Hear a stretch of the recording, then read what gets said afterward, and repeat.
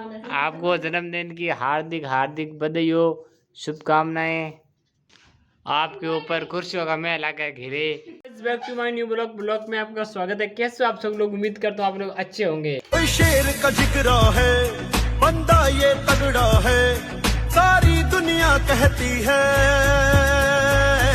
दबदबा है। करे एन के मोरी नौकरी लाग गया नौकरी नकल करने को नौकरी लागे भाई बिन देखे ना मत राधे राधे या राम राम लिख सका तो गई ले लिया केड़ा और हम जा रहे हैं गौशाला।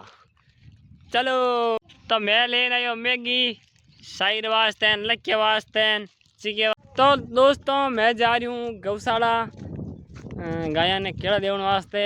वहाँ की जेठ रमेण है। देखो कहीं व्यूज आ रही हो जोरदार।